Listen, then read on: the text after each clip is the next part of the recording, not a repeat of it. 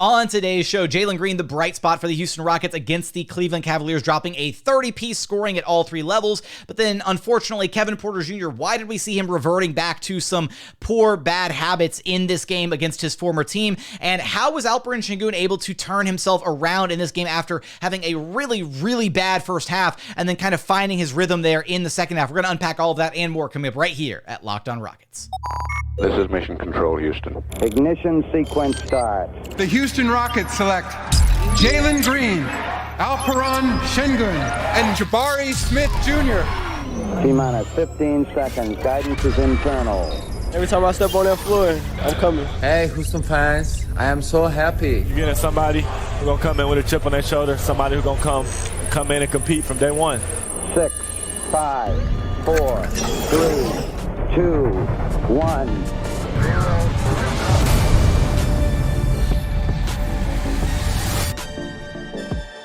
What's up and welcome to another edition of Locked On Rockets, your daily podcast home for everything Houston Rockets basketball. As always, I'm your host, Jackson Gatlin, native Houstonian and credentialed media member. I'm also the host of Locked On NBA Mondays. Be sure to follow along on Twitter at JT Gatlin. The show, of course, at Locked On Rockets, free and available wherever you listen to your podcasts, including YouTube. Just go to YouTube, search Locked On Rockets. Be sure to like, comment, subscribe, all that good stuff. As always, thank you so much for making Locked On Rockets part of your day every single day, whether it's on the way to work, on your lunch break, in the gym. Thank you for making LOR part of your day every single day. Now, today's episode is brought to you by Prize Picks. First-time users can receive a 100% instant deposit match up to $100 with promo code Locked On. That's prizepicks.com, promo code Locked On.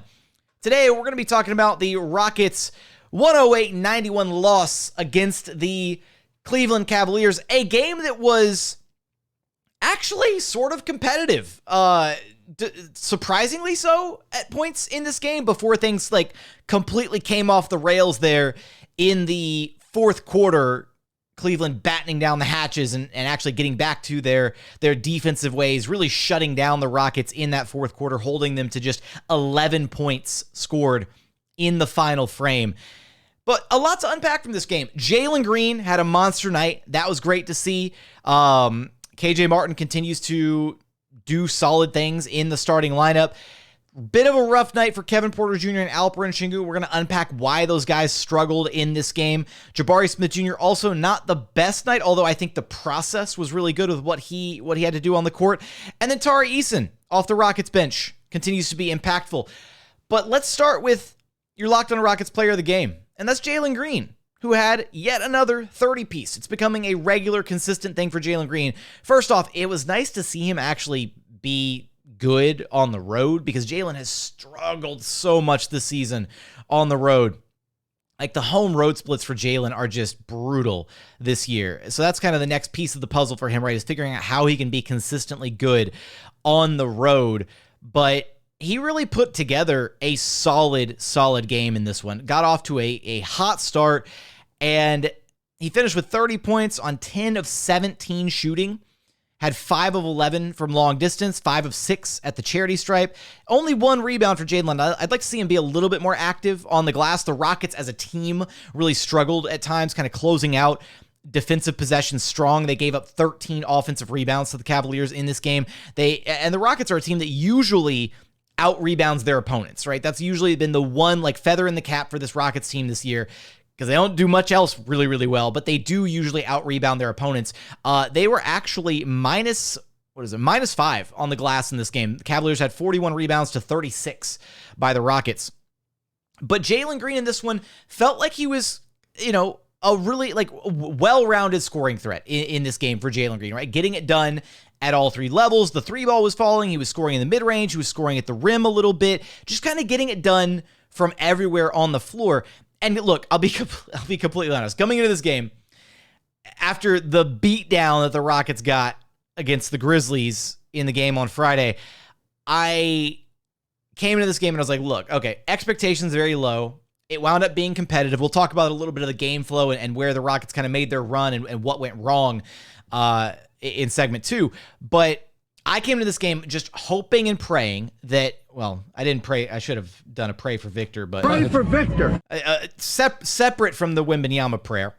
All I wanted was for, like, my worst case scenario for this game would have been Evan Mobley has a monster game and Jalen Green struggles, because then you would have had to deal with all the like Evan Mobley truthers in the Rockets fandom who were like, Mobley was the pick, should have taken Mobley. They would have been insufferable. Cavs fans would have been insufferable. It would have been just so, I would have had to just disappear from Twitter for like a few days, because I would not have wanted to deal with the aftermath of all the smack talk, all the garbage talk, all that like on Twitter. It would have been just unbearable. So with that, I'm really glad that Jalen at least had an individually good game, even though elsewhere on the Rockets roster, like there wasn't really a guy that you can point to on the roster who had a good game outside of Jalen. I think LP played better, significantly better in the second half than he did in the first half. Unpack a little bit more about Alp's night later on. But I liked what Jalen did in this game, right? He had another monster third quarter, 14 points in the third quarter. That was the Rockets' highest scoring quarter of the game. They had 22 in the first, 21 in the second, 37 in the third quarter. They caught fire in that third quarter, and then it's like the Cavaliers just extinguished the flame in the fourth quarter. But third quarter Jalen Green is becoming a regular occurrence, right? He has this knack. I don't know what's happening. I don't know whether he's just like eating his Wheaties at halftime or something, but he steps out, and in that third quarter, we have seen it time and time again this season where he recognizes what's happening, and he's like the spark starts and he can't be stopped in those third quarters. And my singular gripe from this game with Jalen is, but this has been kind of a gripe all season, is why does he not get more touches when he clearly has it going? When Jalen is on fire, he should be getting all the touches in the world, right? I don't know why your star player in a given game, your number one option, finishes with just 17 shot attempts. Like the Rockets have this weird they really don't have any offensive identity, but they have this weird, like, I guess like philosophy offensively that like they're going to share the ball with everybody. Like everybody's getting their touches, everybody. That doesn't need to be the case. Like I don't need, like the fact that like, I don't know. It's really tough to want to try and balance. There's too many mouths to feed, I guess, is basically my point here. There's no reason that Jalen Green should walk away with only 17 shot attempts in a given game. Jalen should get at minimum 20 attempts every single game. He should live somewhere between 20 and 25 attempts every single game. And some of that this season is on Jalen, right? Some of it is at times he becomes a little bit more passive on the floor. He defers a little bit to his teammates. It's fine when he's playmaking and when he's creating opportunities for his teammates. But when nobody else has it going, he has the ability as the alpha elite scorer that he is to put the team on his back and carry them to the finish line. And I just wish we saw that a little bit more, but it's more on his teammates. But two-way street, like Jalen has to command the ball from his teammates a little bit more. I just wish we saw, like in this game, I would have loved to see Jalen get up like 25 shots, right? 8 more shot attempts. He might have broken 40. Maybe he keeps it going in that fourth quarter if he gets more touches, more shot attempts. Maybe if more of the shots were diverted his way in the third quarter. I don't know how you break it down and figure out who to take more shots away from. But on a given night, when you identify that certain guys are struggling, Jabari was struggling, Kevin was struggling, Alp was struggling, especially there in the first half. I mean, at some point you have to realize, okay, one guy has it going. Let's get him the ball. And the Rockets are really bad at that. Other teams are good at it. Case in point, the Memphis Grizzlies, Friday night. Luke Kennard lit the Rockets up for 30 points. My voice is cracking. That game destroyed me.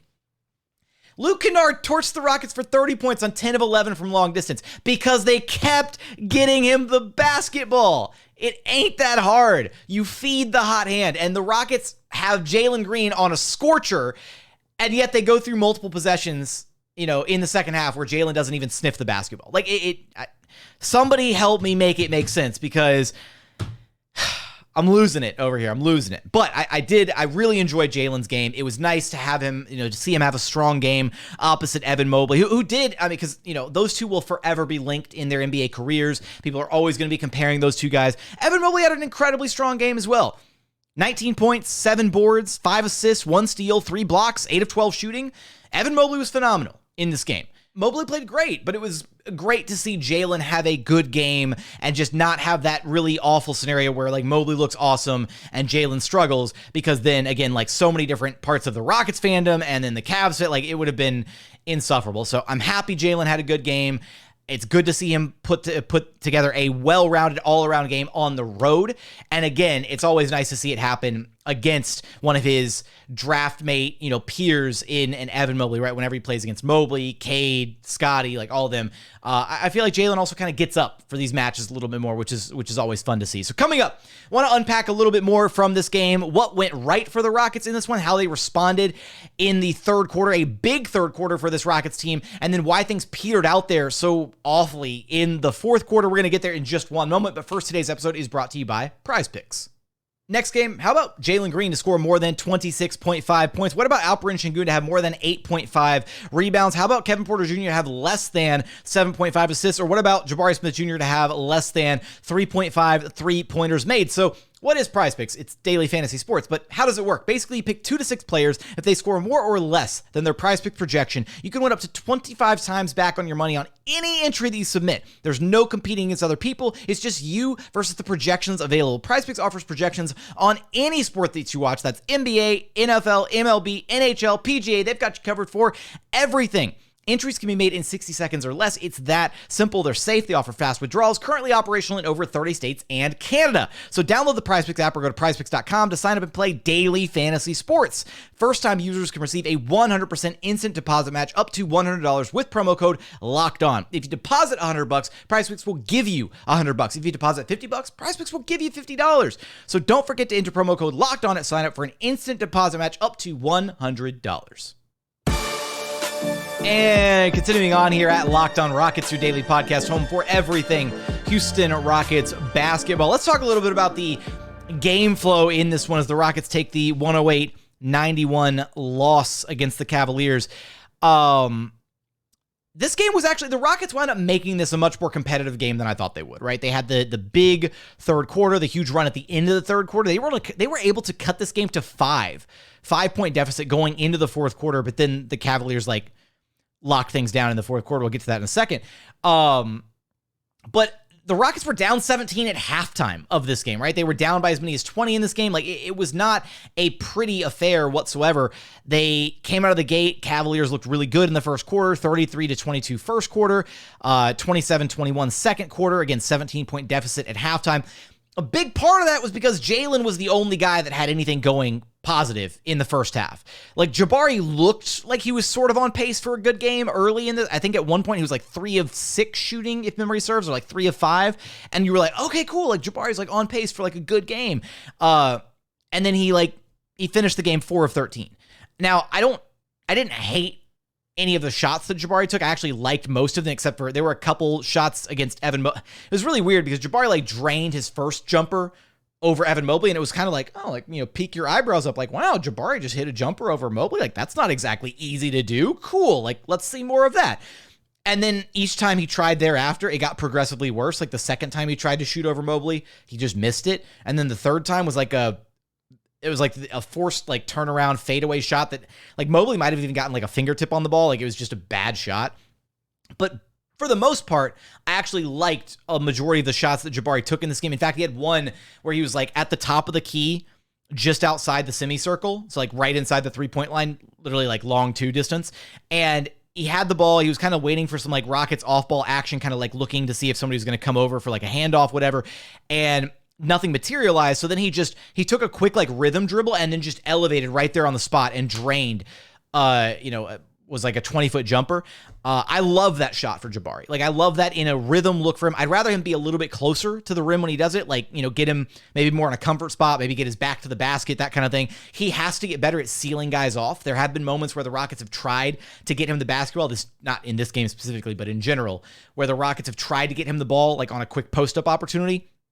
But he has to keep his man. He has to learn how to keep his man sealed on his back and doesn't, not allow somebody to front him or slip in front to tip the ball away, which has happened, a number of times when the Rockets do try to get him opportunities like that. But overall, liked the shots that Jabari got in this game. They just weren't going in. Elsewhere from that, defensively, there were some possessions where he, some mix-ups on defense. Maybe get into that a little bit later because the Rockets are just, sometimes they're so lost defensively. It kills me to talk about it. And I also want to clear up some stuff about the defensive issues with this Rockets team, because I feel like people don't understand defense, and I'm not trying to be preachy about this. I just want to I want to do my best to explain how defense is supposed to look and how some of the rotations are impacted and some of the frustrations. I also want to talk about the Rockets and their just absolute love for complaining to the officials, because that has got to stop. It is so absurd. Let's shift gears here to Kevin, though, because Kevin had an awful game, and Alperen Sengun, but they both had pretty awful games. Alp figured it out in the second half. Kevin did not, unfortunately. So I really have enjoyed, and I thought that Kevin has done a phenomenal job as of late, basically post All-Star break. He's been a different version of himself, right? He has been the good version of himself, where he is actively going into every game with the mentality of, I'm going to get my guys involved. I'm going to facilitate at a high level. I'm going to be unselfish with the basketball.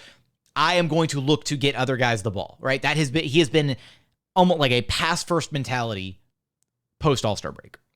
And then this game comes along, and it's against his former team. It's the Cavaliers. Like, this is the team that traded him. Like, he's got history in Cleveland, playing on the road in Cleveland. Like, this was an emotionally charged game for Kevin. And I was really discouraged by the response, right? Like, by how he handled it. He finished with 6 points on 3 of 12 shooting. He had 3 rebounds, 4 assists, 1 steal, and 2 turnovers. And it really felt like he was trying to put on a show early in the game. Like, it felt like he came out of the gate with the mentality of, I am going to score this game. I am going to score. I want to score. I am looking to score. And it didn't really feel like he was trying to get his teammates involved at the level at which we've seen since he came back post All-Star break. Now, again, some of his play has been really, really good, and I'm not trying to hold him to like some unfair standard. It's just, there's a very clear distinction when Kevin is looking to get his teammates involved and when he's not. And in this game, he wasn't looking to get his teammates involved. And so we got the bad version of KPJ. We got the KPJ and here's the thing, is sometimes this version of KPJ can still be good if he's rolling, right? If he's got it going, that like one in every like 10 games, one in every like 15 games, Kevin has like a masterclass, right? Where he cannot be stopped offensively. The 3 ball is falling. He can get whatever he wants in the mid-range. He can get to the rim, getting the free throw line, like, whatever. KPJ can have a dominant offensive game. That was not happening in this one. And he also wasn't facilitating at a high level. And he was also blowing defensive coverages. And it was a really, really bad all-around game. This is the first like really bad game for Kevin since he came back from injury. So that was kind of disappointing to see, given all the like progress that it felt like Kevin was making.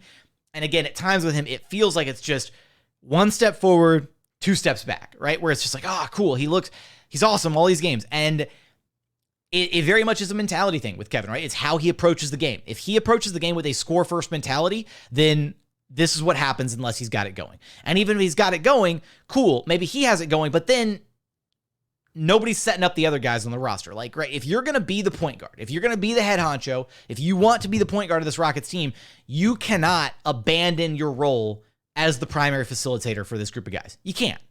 Like, you have to be able to straddle the fence and do both things. You can have the scoring mentality at times. And I thought that, again, post All-Star break, since then, Kevin has done a phenomenal job kind of straddling the fence and playing both roles, right? At times, he'll be the scorer when he needs to be, taking shots and getting buckets within the flow of the offense, but also primarily being a facilitator. That's what he needs to do to be the best version of himself in this current iteration of this Rockets team.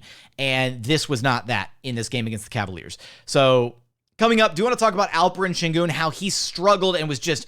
Honestly, Alp was awful in the first half of this game, but then he really turned it around in the second half. Talk about that, some of the Rockets' defensive issues, and kind of what happened that allowed Jarrett Allen to have such a monster game in this one. Donovan Mitchell, Darius Garland getting some easy opportunities from beyond the arc. Going to break down all of that. We're going to get there in just one moment, but first, today's episode is brought to you by Built Bar.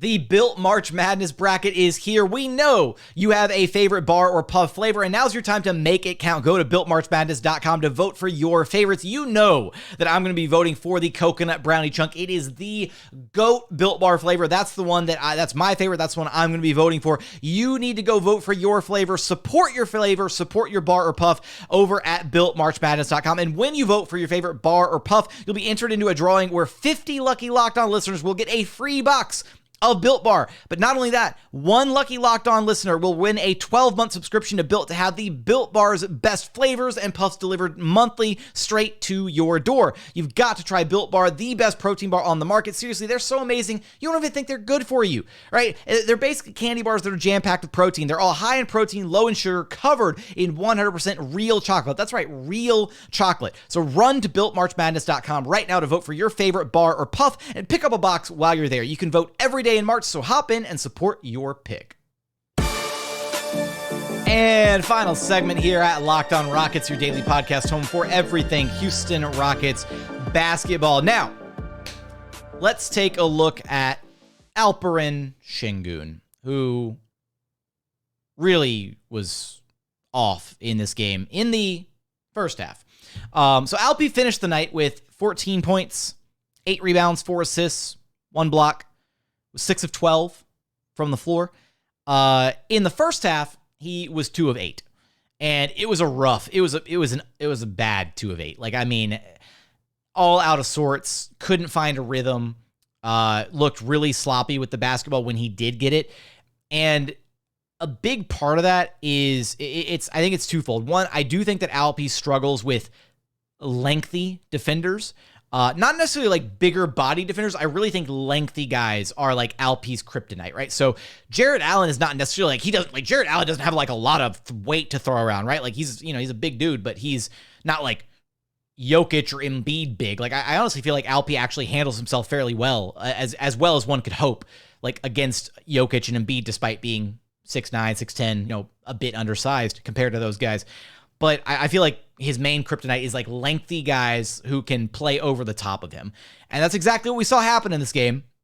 Multiple times this game, Jarrett Allen, Evan Mobley, just playing over the top of the Rockets defense, right? The twin towers for the Cavaliers, 2 7-footers or 2, whatever. Jarrett Allen, 6'11". It doesn't matter. Twin towers, 2 7-footers, 2 lengthy guys.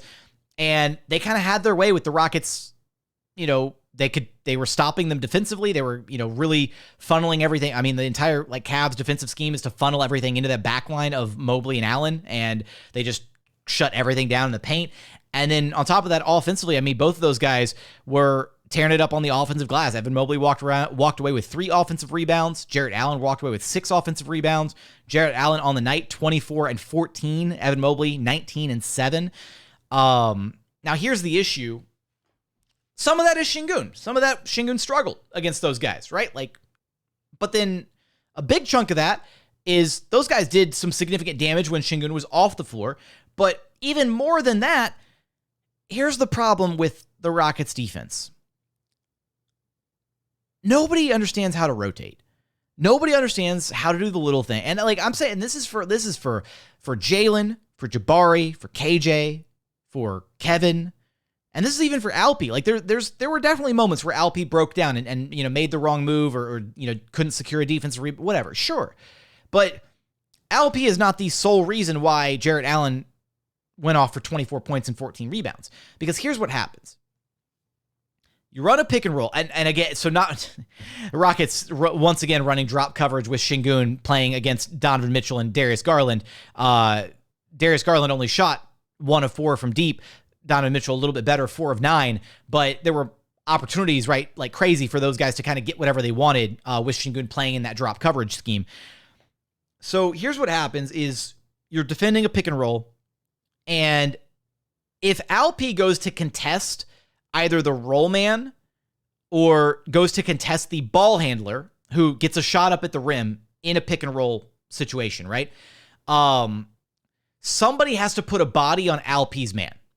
That's how defense works. So if Alpi is able to contest Mitchell or Garland at the rim as they're driving, then somebody on usually the weak side defender, right? So whoever's guarding the 3-point shooter in the corner on the weak side is supposed to rotate in and help box out the big man. And so many times in this game, we saw Cavaliers run pick and roll. Alp contests the ball handler, right? Whether it's a mid-range shot, whether it's a floater, a driving shot at the rim, whatever. Alp is rotating over and is contesting the shot, trying to make life difficult on the ball handler. Somebody has to box out Alp's man at that point, right? And oftentimes what happens is because the primary defender on whoever the ball handler is, so Kevin, Jalen, KJ, whoever it is still trying to get back into the picture from, having to like fight over the screen on the perimeter or whatever. They're not in the picture quite ready enough to be able to box out the big man. They should be able to help box out the big man. So that's another discipline issue where they're also simultaneously contesting. But whoever's on that weak side corner needs to be ready to, as they're seeing the play develop, needs to, as soon as the shot goes up, right, you need to be darting back in and trying to put a body on that big man that's down low in the paint. You have to. It's unacceptable. Like the Rockets' lack of defensive rotations. But it's not all on other guys, right? Like Alp was just bad in this game, right? I think he was kind of getting into his own head.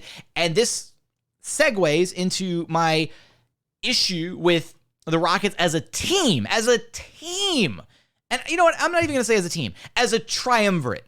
As a trio. As the three little musketeers. I need... Ow, I smacked the desk and my hand hurts now. It's like the Silas smack. They're not getting after it like they're supposed to. I wonder if Steven's hand hurt after he hit the desk. I just hit my desk really hard and that actually hurt. Wow, okay. Alp, Kevin, and Jalen have got to stop complaining to the officials, man. They complain so damn much. It is maddening. Just stop it. Like, it is just awful. At least once or twice per game. Each of those guys, at least once or twice per game. You have plays where they are just giving up on, it's a live play. The ball is still it's not a dead ball, and you are complaining. You are stopping and taking yourself out of the game to complain. Last game against the Grizzlies, Jalen had one where he turned the ball over, and he immediately, hands up, and he was, complaining to the official, he fouled, and Grizzlies, breakaway, transition, awful.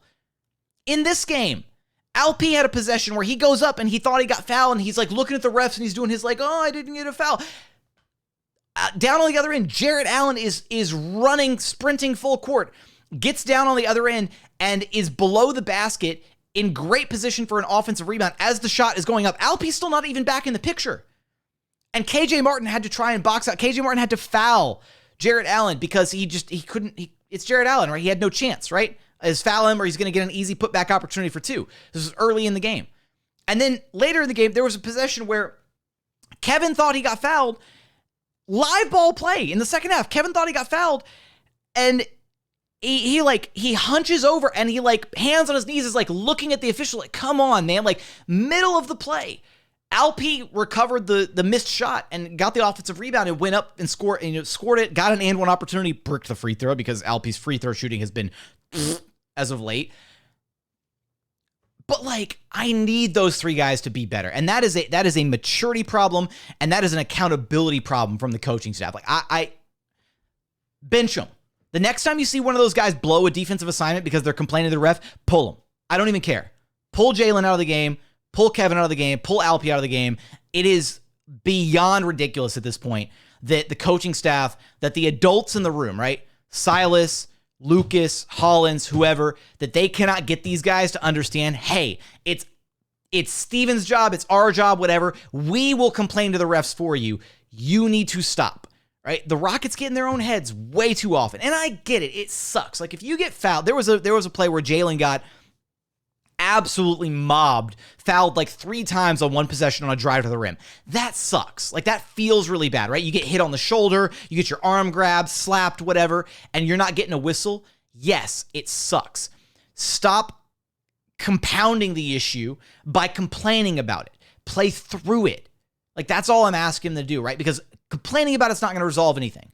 complaining to the officials makes them less inclined to call fouls. Because then, again, officials are human beings, and it's awful, the amount of power that officials have over an NBA game. And I hate complaining about the officials. But what I hate more than complaining about the officials is I hate the players themselves complaining about the officiating when it's not accomplishing anything. If anything, it's just pissing the refs off, right? And then they're going to be even worse about the foul calls at that point. So that's me on my soapbox there. That's me complaining about the Rockets, and they're complaining. So it's just a nice little circle of complaining here. So where they're going to keep complaining, then I complain, then you complain because I'm complaining. Like, I don't know. It's exhausting. It really is. And that's part of the immaturity aspect of a team full of 19, 20, 21-year-old kids, is not having a veteran on the court to tell them, to grab them by the scruff of their neck and grab them and say, hey, you get your ass back on defense. Stop complaining to the official, right? You need to be in your spot defensively. So, and again, it's those three guys are the main culprits. But it's not exclusive to them. Like, there are times when Jabari complains or Tari, like the entire team, it's a team-wide issue where they get way too caught up in how the refs are impacting the game rather than just putting their best foot forward and trying to actually play good basketball. So with that, I do want to highlight here just very briefly at the end, Tari Eason off the Rockets bench, 10 points, 4 of 9 shooting, 8 rebounds in his 30 minutes off the Rockets bench. Some really impressive play from Tari, although he did get absolutely stuffed by Jarrett Allen on a transition dunk attempt, which was easily in real time like an absurd block. I have no idea how Jarrett Allen was, like, his willingness to get up there and try and contest possible posters is one of the reasons that he's a DPOY candidate. Phenomenal defensive play by Jarrett Allen. And then Usman Garuba, who it is one of the biggest travesties of this Rockets season that he does not get more run, or that the Rockets have done zero experimentation with him like elsewhere in the lineup, right? Maybe running him at the 4 spot a little bit, alongside Sengun maybe as like a, defensive complement. I don't know. He had 2 points, 5 boards, 3 dimes, and a steal. He had a transition dime to Daishen Nix, of all people. Like Garuba ran a better fast break than I think Daishen Nix can run. Has some great passing chops in the short roll. Like, I've talked about this time and time again, but Garuba is good. He is. He's a high IQ player. He knows what to do. He understands defensive rotations. He understands where to be. Like, it was just really unfortunate that at the top of the fourth quarter, and one of the reasons that the Rockets got completely shut out of this game is the Rockets had Garuba. They had their like itty bitty lineup out there with like no size, and the Cavs were running their jumbo twin tower lineups. And it's like, it's not like the Rockets. Actually, you know what the funny thing is I've like harped on Silas's decision making at times to like run Boban as like his like, oh, this is my counter for a big man, is I'm going to put Boban. Boban actually might have made a difference in this game, legitimately. With the amount of size that the Cavaliers have in their front court, like you could have maybe run Boban and like Garuba, or Boban and maybe even Sengun for like a split second here in this game, just to see how it would look against the twin towers that the Cavaliers were rolling out, and didn't see it. And we didn't even get garbage time Boban minutes. We got garbage time Frank Kaminsky minutes. So, I don't know. I don't know how Stephen Silas makes his decisions about who to play, when to play, how to counter certain things. Like this game, of all the games that Silas has decided to deploy the Bobanator to try and like turn the tide of a game, I felt like this one kind of made sense, and at no point did he even try it. So I don't know. But I also can't fault Silas for like not playing Boban in this game and like having played him in other games. Like I can't have it both ways. I can't complain when he does it and then complain when he doesn't do it. It's just, to me, it felt like it would have made sense in this game, given that Jarrett Allen can't shoot. And then Evan Mobley is also a bit of a, struggles to shoot from, super far outside. He's got the mid-range shot, but like, spacing wise, it didn't really feel like you were going to get torched by playing Boban in this game like you normally get torched when you play Boban in a drop coverage scheme or in a zone scheme against other teams. So those are my final thoughts from this one. Overall, a fun, competitive game, at least until things fell apart there really ugly in the fourth quarter. With that, as always, appreciate you for checking out the show. If you haven't done so yet, please consider subscribing wherever you listen to your podcast. That's Apple, Spotify, Google, the Odyssey app, free and available on all podcast platforms. We're also available on YouTube. Just go to YouTube, search Locked On Rockets. Be sure to like, comment, and subscribe. But as always, Thank you so much for checking out the show. Thank you so much for watching. Thank you so much for listening. And we look forward to having you back right here at Locked On Rockets, your daily podcast home for everything Houston Rockets basketball.